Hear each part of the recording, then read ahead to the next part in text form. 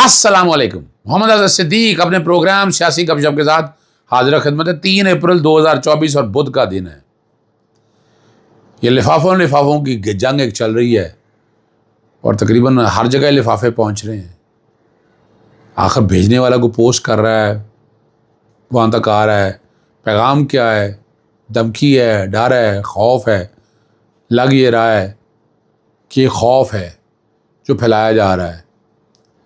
और supreme court ने भी मामला वैसे तो 29 अप्रैल तक ले गए हैं, लेकिन ये पहले आना चाहिए, पहले मुकर्रर होना चाहिए, पहले चीज़ें सारी आनी चाहिए। चलते हैं आपको ये धमकी अंगेज़ ख़त और एंथ्रैक्स क्या है। और ख़त का जब लिफाफा खोला तो अंदर पाउडर सफ़ूफ और एक धमकी का ख़त मौजूद था। ख़त में ख़तरे का निशान और एंथ्रैक्स का लफ्ज़ भी तहरीर था। वो ख़त खोलने के फ़ौरी बाद आंखों में जलन शुरू हो गई। तो मैंने ये जनरल तो उसने सैनिटाइज़र का इस्तेमाल किया और मुंह हाथ धोया। काफ़ी देर बाद जलन ख़त्म हुई। ये अल्फाज किसके हैं? पाकिस्तान के वफाकी दारुल-हुकूमत में इस्लामाबाद के एक अदालती अमल के एक रुकन के हैं, जिसने BBC के नुमाइंदा से नाम ना ज़ाहिर करने की शर्त पर बताया। इन लम्हात के बारे में बताया जब 8 जजों को मसूल होने वाले मशकूक और धमकी अमेज़ खतूतों को में से एक को खोला गया।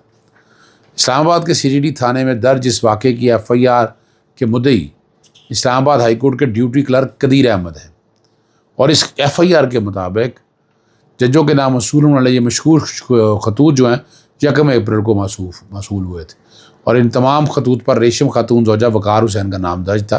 तमाम भेजने वाली खातून का मुकम्मल पता दर्ज नहीं था।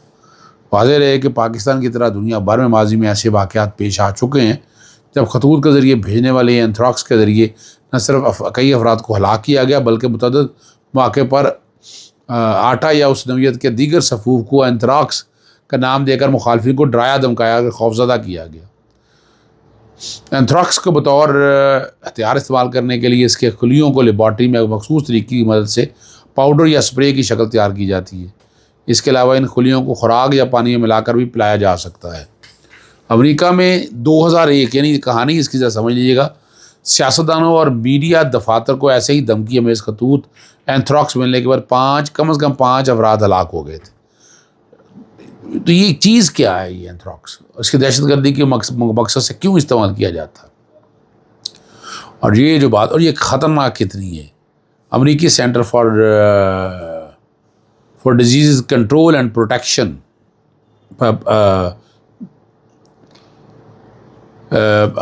अमेरिकी centre for disease control and prevention CDDC के मुताबिक एंथ्रैक्स एक बीमारी है जो बीसल्स एंथ्रैक्स नामी बैक्टीरिया की वजह से फैलती है, जो कुदरती तौर पर ज़मीन में पाया जाता है। इस बैक्टीरिया की वजह से अमूमन पालतू और जंगली जानवर मुतासर होते हैं, ताहम इंसान भी मुतासर जानवरों या उनसे तैयार होने वाली मसनूआत की वजह से बैक्टीरिया से मुतासर हो जाते हैं।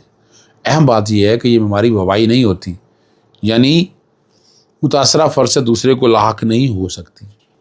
और CDC के मुताबिक जब बैक्टीरिया खलिया के इंसानी जिस्म में दाखिल होते हैं तो मुतारव होकर जिस्म में फैल जाते हैं और जहरीला मवाद खारिज करते हैं, जिससे शदीद बीमारी होती है और खुलिए सांस लेने में खुराक के साथ या फिर ऐसा पानी पीने जिस्म में दाखिल हो सकता है जिसमें बैक्टीरिया मौजूद हो।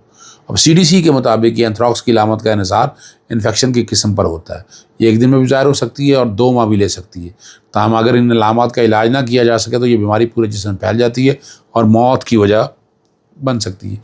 ये एक हथियार के तौर पर भी इस्तेमाल होता है। सबसे पहले आलमी जंग में मिलता है जब जर्मनी ने जानवरों के ख़िलाफ़ उसको इस्तेमाल किया। ताहम पहले ही आलमी जंगी मुखालिफ फ़ौजियों पर इसका इस्तेमाल नहीं किया गया। 1932 से 1945 तक चीन पर जापान के कब्ज़े के दौरान भी एंथ्रैक्स का इस्तेमाल किया गया और ख्याल किया जाता है कि मंचूरिया में एंथ्रैक्स में दीगर बायोलॉजिकल हथियारों के तजर्बात की वजह से तकरीबन 10,000 ऐसे कैदी हलाक हुए जिनको जानवरों पर ये बीमारी लगाई गई। तारीख़ में तो बहुत सी हैं, यानी मच्छर जो है, अभी आप देख लें डींगी का आप देख लें, आप डींगी मच्छर से जिस तेज़ी से बात होती है आपके सामने। तारीख़ में मुझे अच्छी तरह याद है, मेरे भाई एक अजीज़ मेरे वो आगा खान के साथ काम करते थे, तो ज़ियाउल हक़ के दौर में वो ज़िक्र बताते हैं करते हुए कि ایک رشین بریڈ توڑتا ہوا ضیاءاللہ کے پاس آیا. انہوں نے کہا آپ کو پتا آپ کے یہاں کیا ہو رہا ہے؟ انہوں نے کہا کوئی اظہار ہی نہیں کیا کیا ہو رہا ہے. مرید کے قریب وہ مچھر لا کے رکھا گیا کہ پہلے اس کا لاروا پالا گیا، پھر وہاں سے تجربے کیے گئے اور وہ مچھر جب مارتے تھے اس کے بعد اس کا علاج کرتے تھے اور یوں آگے آگے دوائی تیار ہوتی تھی. یعنی بتانے کا مقصد یہ ہے کہ یہ ہمارے جیسے ممالک جو تھرڈ ورلڈ کنٹری ہے یہ اس طرح کیا استعمال ہوتے ہیں، یہیں سے آپ اندازہ لگا سکتے ہیں. تو اس لیے یہ ایک نارمل سی ایک بات ہے اور ہم لوگ نشانہ بنتے ہیں. ہم گاجر مولیوں کی طرح لوگ ہیں، ہمیں کیا پتہ ہے، ہمیں تو بعد میں پتہ چلتا ہے جب بک جاتے ہیں ہم لوگ. وہ روکا اس وقت ضیاءاللہ نے یہ پروگرام سارا، یاد رکھیے گا. 1991 کی جنگ میں اینتھراکس کے استعمال کا کافی اندیشہ تھا کیونکہ 1983 میں عراق نے امریکہ سے اینتھراکس کا خلیہ خریدے تھے اور گمان کیا جا رہا تھا انہیں فضائی حملوں میں استعمال کرنے کی صلاحیت تیار کر کے کوشش کی جائے گی. تاہم اس جنگ میں اینتھراکس کے استعمال کا کوئی شواہد نہیں. 1990 میں جاپان میں ایک گروہ نے اینتھراکس کو دہشت گردی کے مقاصد کے لیے استعمال کرنے کی کوشش کی جب انہوں نے ٹوکیو میں اسے پھیلانے کی کوشش کی. تاہم یہ کوشش کامیاب نہ ہو سکی کیونکہ بڑی مقدار میں پاؤڈر کی شکل میں اینتھراکس کا بطور ہتھیار استعمال کرنا ایک مشکل عمل تھا اور کافی پیسے بھی کافی لگتے تھے اس کے اوپر. اینتھراکس کو ہتھیار کے طور پر استعمال کرنے کا خدشہ موجود رہا کیونکہ اسے انتہائی رازداری سے خارج کیا جاتا ہے اور پانی میں ملا کر فصلوں، جانوروں اور انسان کو نقصان پہنچایا جاتا ہے کیونکہ اس میں کوئی بو نہیں ہوتی. امریکہ اور پاکستان میں اینتھراکس کا بطور ہتھیار استعمال 2001 میں امریکہ میں اینتھراکس کو بطور ہتھیار استعمال کیا گیا یا خطوط کے ذریعے پاؤڈر شکل میں سے مختلف سیاستدانوں اور میڈیا ہاؤس کو بھیجا گیا. یہ خطوط ستمبر 2001 میں ہونے والے دہشت گرد حملوں کے فوری طور پر بھجوائے گئے جن میں 22 افراد متاثر ہوئے اور 5 افراد ہلاک ہوئے. امریکی تفتیشی ادارے FBI کے مطابق اس حملے پر تاریخ کی بڑی اور انتہائی پیچیدہ تفتیش کی گئی. یہ تفتیش 7 سال تک جاری رہی جس کے بعد 2008 میں اس کا اختتام ہوا جب FBI نے انکشاف کیا کہ یہ خطوط بھجوانے والا کوئی دہشت گرد نہیں بلکہ امریکی حکومت کی ایک بائیو ڈیفنس لیبارٹری میں کام کرنے والا ڈاکٹر بروس ایڈورڈ آیونیز تھا. لیکن اس سے پہلے کہ ڈاکٹر بروس کو گرفتار کیا جاتا اس نے خود ہی خودکشی کر لی. 2001 میں پاکستان میں بھی اینتھراکس پاؤڈر کا خط ذریعہ استعمال ہونے کا انکشاف ہوا جب ایک سافٹ ویئر کمپنی کو ایسا مشکوک خط موصول ہوا اس کے بعد بڑے پیمانے پر دہشت گردی کے مقصد کے لیے اینتھراکس کے استعمال کے خدشات پیدا ہوئے. تاہم ایسٹرن میڈیٹرینین ہیلتھ جرنل میں 2004 میں شائع ہونے والے ایک تحقیقاتی مکالمے کے مطابق نومبر 2001 سے مارچ 2002 تک اسلام آباد کے نیشنل انسٹی ٹیوٹ آف ہیلتھ کو اینتھراکس کے 230 مبینہ نمونے موصول ہوئے جس کے تجزیوں کے بعد تمام نمونوں کو بیس لیس اینتھراکس سے پاک قرار دیا گیا. استعمال کا طریقہ کار ہتھیار کے طور پر پیپر کے ساتھ چپکایا جاتا ہے. چپکانے کا طریقہ یہ ہے کہ اس کو پہلے پیپر پر رکھا جاتا ہے، اس پر پانی سے سپرے کیا جاتا ہے اور سپرے کر کے اسے استری سے پریس کر دیا جاتا ہے. یا کسی نے بیوقوفی کی ہو جو اسے تھیلی میں رکھ کر لفافے کے اندر رکھا، یہ وہی طریقہ کار ہے جو سعودی عرب یا دوسرے ممالک میں منشیات کے ساتھ لے جانے والے کے لیے استعمال کیا جاتا ہے تاکہ کلف کی طرح اس کو استری کیا جا سکے اور اسے ساتھ لے جا سکے اور وہاں جا کر اسے خشک کر کے اتار لیا جائے. آخر مگر اہم بات، اگر کوئی ہینڈ رائٹنگ کو جانتا ہے تو ہمیں اس بات سے ضرور آگاہ کریں. اس کے علاوہ اگر یہ خط ایک عورت نے لکھا ہوتا ہے تو ایک مرد کا نام لکھتی تو یہ 100% یقینی ہے یہ خط ایک مرد نے ہی لکھا ہے.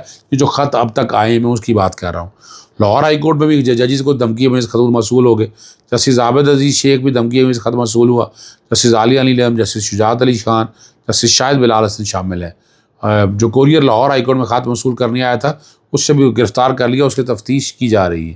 جسٹس پاکستان سپریم کورٹ کے ججز کو بھی خط موصول ہوئے ہیں جس میں جسٹس اطہر من اللہ، جسٹس جمال خان بندوخیل، جسٹس منصور علی شاہ اور جسٹس امین الدین خان شامل ہیں.